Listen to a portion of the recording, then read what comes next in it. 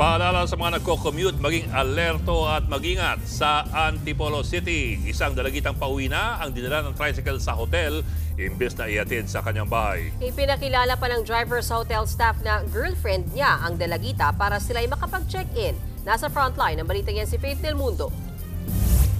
Nitong May 7 nang makunan sa CCTV ang 16 anyos na dalagang ito na sumakay ng tricycle sa Marcos Highway sa Antipolo City. Pauwi na sana siya mula sa kanyang trabaho bilang waitress. Pero ang sinakyang tricycle, sa hotel siya idiniretso imbes sa kanyang bahay. Pinipilit lang talaga siya na pumunta doon sa hotel na sinasabi. Pinagtataka niya, nung sinakay siya, nag-U-turn. Iba ang way niya na daan. Kuwento ng dalagita, nagdahilan daw ang tricycle driver na may nakalimutan daw ito. Sabi ko, kuya, hindi naman po kasi dito yung daan ko eh. Tapos sabi ko, kuya, ibaba mo na lang po ako dito. Nilisan niya lalo yung takbo ng tricycle niya.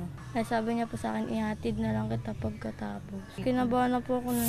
Sa loob ng hotel, makikitang nagbabayad na sa kahera ang tricycle driver. Pero hindi ito tinanggap sa hotel. Nakikita raw kasi ng cashier na pumapalag ang biktima. Yan ay kahit girlfriend niya ang pakilala ng suspect sa babae. Sinubukan pa nga niyang hawakan at akbayan ito. Nakahingi pa ang biktima ng tulong sa group chat ng pamilya niya.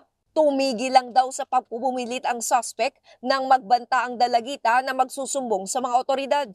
Dito na iniwan ng tricycle driver ang dalagita sa hotel. Desidido naman ang pamilya ng biktima na magsampa ng reklamong paglabag sa Republic Act 7610 o Anti-Child Abuse Law laban sa tricycle driver. Inaalam na ang kanyang pagkakilanlan at tinutugis na siya ng mga pulis. Nagbabalita mula sa Frontline, Faith Del Mundo, News 5. Mga kapatid, Ed Lingaw po, maging maalam at may pakialam sa mga napapanahong balita sa ating bansa. Para sa mas malalimang pagtalakay at paghimay sa mga issue at headlines, tumutok lamang at pag-subscribe sa social media pages ng News 5.